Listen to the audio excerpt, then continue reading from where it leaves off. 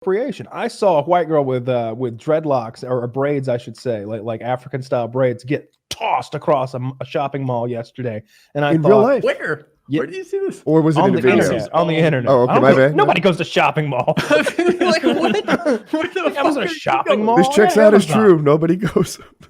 It was just them and the cameraman. It's a death arena in there. There's nobody to help. She threw this girl. Arena. That's what happens if you go to a mall now. They're like mass shooting at the local mall. 3 killed. It's like motocross bikes and Mad Max armor. Yeah. It's a fucking Thunderdome over at Macy's. Yeah, she tossed this bitch like she was a rag doll. I the other night I woke up and I couldn't go back to sleep. It was like 4 a.m. and I just got on public freak out and I went top all, and I just started scrolling. And literally an hour and a half later, I'm just sitting in here like laughing to myself because it just so many great videos of people losing their fucking minds. You could tell, like, you could see patterns. Like there was a while where like Popeye's chicken freakouts were huge. They were so hot. There's this great clip, and it's like Sammys. It's like a local news report, and they're at Popeyes, and apparently Popeyes has ran out of chicken, and they've got a sign out front that says "We are out of chicken sandwiches," and they're interviewing customers, and the customers are losing their fucking minds. She's at the drive-through, like the box, and she's like, "We gotta feed our fucking kids out here. They hungry. You knew this was coming. You knew we was gonna eat that chicken 2 months ago. You knew." And well, now my children gonna go hungry. And then another one comes up. This bullshit. I drove from 2 counties over. They promised they had chicken, and now they ain't no chicken. And then it gets this other guy, and he goes, "It appears that they're out of chicken, but no big deal. We'll get a pizza." There's like a McDonald's caddy corner to the people ranting about it. It's like, just go get a Whopper with cheese. No, Chick-fil-A. Whatever it is. We've all been to Chick-fil-A America. is way better. Way better.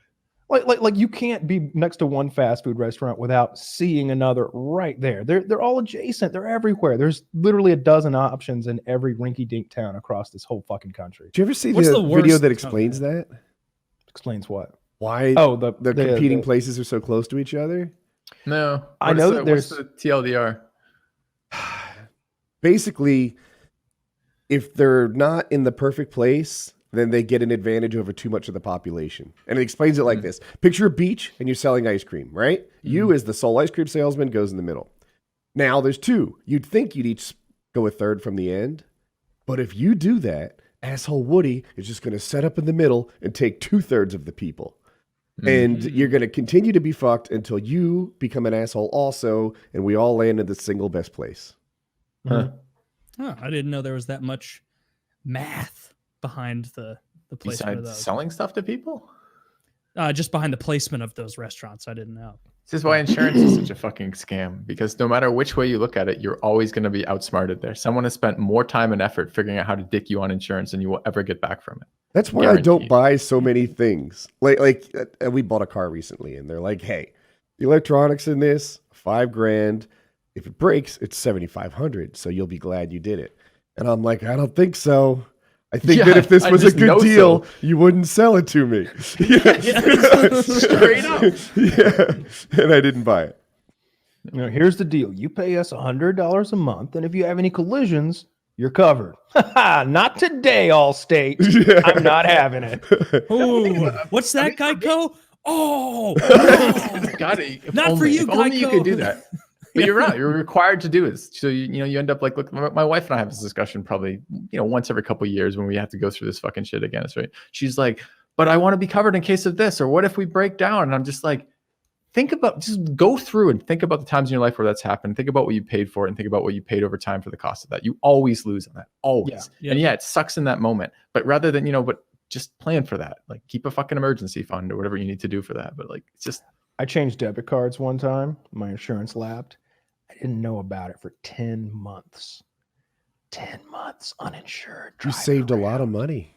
That's what I thought at the end. It wasn't one of those things like I feel like there's 2 ways to react to that. Like I'm sure we've all seen maybe that video of the Japanese man running across the little pole. They hook you up with this little cable so that you can do this like scary run across a thin pole, really, really high up in the air.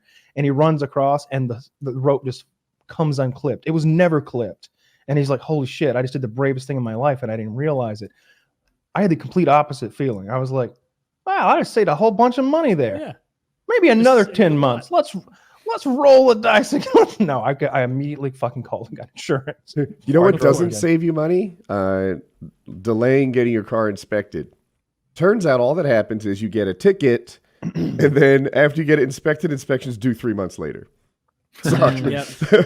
Yeah. I That's- once that's drove an expired plates for like 9 or 10 months.